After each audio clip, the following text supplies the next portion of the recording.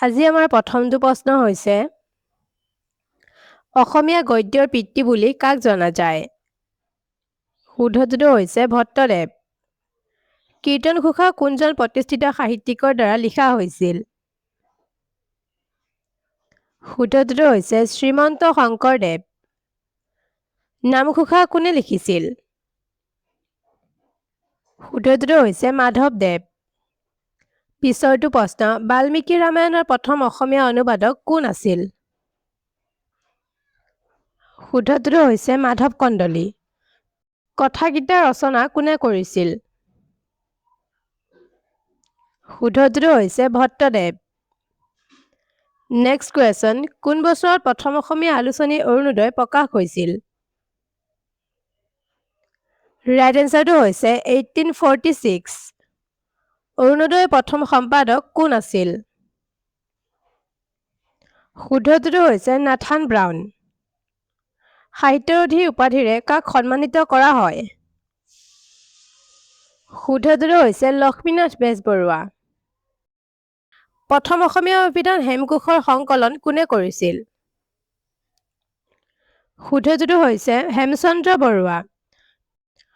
কোন বছৰত প্ৰথমবাৰৰ বাবে সাহিত্য আলোচনী জোনাকী প্ৰকাশ পাইছিল? শুদ্ধটোতো হৈছে 1889 চনত। জোনাকীৰ প্ৰথম সম্পাদক কোন আছিল?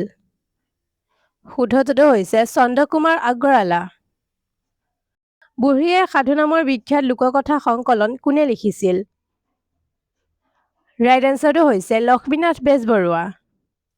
প্ৰথম অসমীয়া উপন্যাস কোনখন? শুদ্ধটোতো হৈছে ভানুমতী। মিচিং সম্প্ৰদায়ৰ ওপৰত আধাৰিত মিৰি জীয়ৰী উপন্যাস কোনে লিখিছিল? শুদ্ধটোতো হৈছে ৰজনীকান্ত বৰদলৈ। অসমীয়া সাহিত্যৰ উপনিষদ সম্ৰাট বুলি কাক জনা যায়? শুদ্ধটোতো হৈছে ৰজনীকান্ত বৰদলৈ। প্ৰথম অসমীয়া ছপা গ্ৰন্থ কি আছিল? শুদ্ধটোতো হৈছে ধৰ্মপুস্তক। মোৰ আপোনাৰ দেশ প্ৰথমবাৰৰ বাবে কোনখন মেগাজিনত প্ৰকাশিত হৈছিল? শুদ্ধটোতো হৈছে বাঁহী। বিখ্যাত উপন্যাস হালধীয়া চৰাইৰ বাওধান সাৰ কোনে ৰচনা কৰিছিল? শুদ্ধটোতো হৈছে হোমেন বৰগোহাঁই। মামৰে ধৰা তৰোৱাল কোনে লিখিছিল? শুদ্ধটোতো হৈছে মামণি ৰয়ছম গোস্বামী। জ্ঞানপীঠ বঁটা লাভ কৰা প্ৰথম অসমীয়া লেখক কোন আছিল? শুদ্ধটোতো হৈছে বীৰেন্দ্ৰ কুমাৰ ভট্টাচাৰ্য।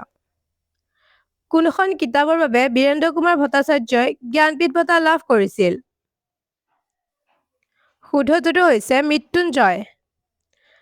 মামণি ৰয়ছম গোস্বামীয়ে কোন বছৰত জ্ঞানপীঠ বঁটা লাভ কৰিছিল? শুদ্ধটোতো হৈছে 2000 চনত। অসমীয়া সাহিত্যৰ বাবে সাহিত্য একাডেমী বঁটা লাভ কৰা প্ৰথম ব্যক্তি কোন আছিল? শুদ্ধটোতো হৈছে যতীন্দ্ৰনাথ দুৱৰা। জ্ঞানপীঠ বঁটা লাভ কৰাৰ তৃতীয় অসমীয়া কোন? শুদ্ধটোতো হৈছে নীলমণি ফুকন। সাহিত্য একাডেমী বঁটা লাভ কৰা অঘৰী আত্মাৰ কাহিনী কোনে লিখিছিল? শুদ্ধটোতো হৈছে চৈয়দ আব্দুল মালিক। কাক বকুল বনৰ কবি বুলি জনা যায়? শুদ্ধটোতো হৈছে আনন্দ চন্দ্ৰ বৰুৱা। পিছৰটো প্ৰশ্ন প্ৰথম অসমীয়া চনেট প্ৰিয়তমাৰ চিঠি কোনে লিখিছিল? শুদ্ধটোতো হৈছে হেমচন্দ্ৰ গোস্বামী। অসমৰ ৰূপকোঁৱৰ বুলি কাক জনা যায়? শুদ্ধটোতো হৈছে জ্যোতিপ্ৰসাদ আগৰৱালা। সাৰেঙৰ লিগিৰী কাৰ দ্বাৰা লিখা এখন বিখ্যাত নাটক? শুদ্ধটোতো হৈছে জ্যোতিপ্ৰসাদ আগৰৱালা। গীতিকবি বুলি কাক জনা যায়? পাৰ্বতী প্ৰসাদ বৰুৱা। সাগৰ দেখিছা শীৰ্ষক কবিতা সংকলনটো কোনে লিখিছিল? শুদ্ধটোতো হৈছে আনন্দ বৰুৱা। কাক সুগন্ধি পখিলাৰ কবি বুলি জনা যায়? হীৰেন ভট্টাচাৰ্য। লুইত কোঁৱৰ বুলি কাক জনা যায়? শুদ্ধটোতো হৈছে ৰুদ্ৰ বৰুৱা। অসমীয়া সাহিত্যিকৰ চানেকিৰ লেখক কোন? শুদ্ধটোতো হৈছে হেমচন্দ্ৰ গোস্বামী। অসমীয়া সাহিত্য সভাৰ প্ৰথম সভাপতি কোন আছিল? Right answer Padmanath Gohain Barua. পিছৰটো প্ৰশ্ন অসমীয়া সাহিত্য সভাৰ প্ৰথম অধিৱেশন ক'ত অনুষ্ঠিত কৰা হৈছিল শুদ্ধটোতো হৈছে শিৱসাগৰ বিহগী কবি বুলি কাক জনা যায় শুদ্ধটোতো হৈছে ৰঘুনাথ চৌধুৰী মাকাম উপন্যাসৰ লেখক কোন শুদ্ধটোতো হৈছে ৰীতা চৌধুৰী আশীৰ্বাদৰ ৰং কোনে ৰচনা কৰিছিল শুদ্ধটোতো হৈছে অৰুণ শৰ্মা পিছৰটো প্ৰশ্ন জনপ্ৰিয় গ্ৰন্থ অন্তৰীপ কোনে লিখিছিল শুদ্ধটোতো হৈছে ভৱেন্দ্ৰনাথ শইকীয়া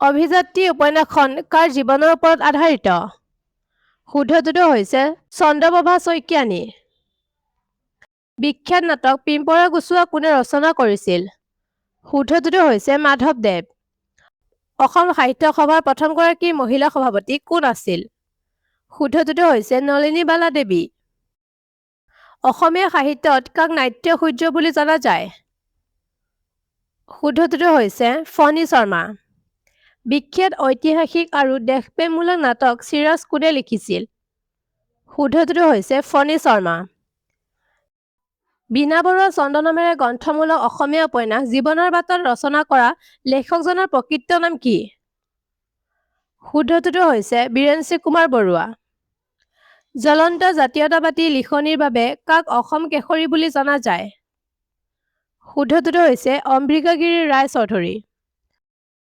কবিতা সংকলন তুমি কোনে ৰচনা কৰিছিল শুদ্ধটোতো হৈছে অম্বিকাগিৰি ৰায়চৌধুৰী অসমীয়া সাহিত্যত পাপৰি কবি বুলি কাক জনা যায় শুদ্ধটোতো হৈছে গণেশ গগৈ প্ৰথম অসমীয়া ৰোমান্টিক কবিতা বনকুঁৱৰী কোনে লিখিছিল শুদ্ধটোতো হৈছে চন্দ্ৰকুমাৰ আগৰৱালা আজি আমাৰ শেষৰটো প্ৰশ্ন হৈছে কদমকলি কাৰ দ্বাৰা ৰচিত কবিতা আৰু গীতৰ এক বিখ্যাত সংকলন শুদ্ধটোতো হৈছে লক্ষ্মীনাথ বেজবৰুৱা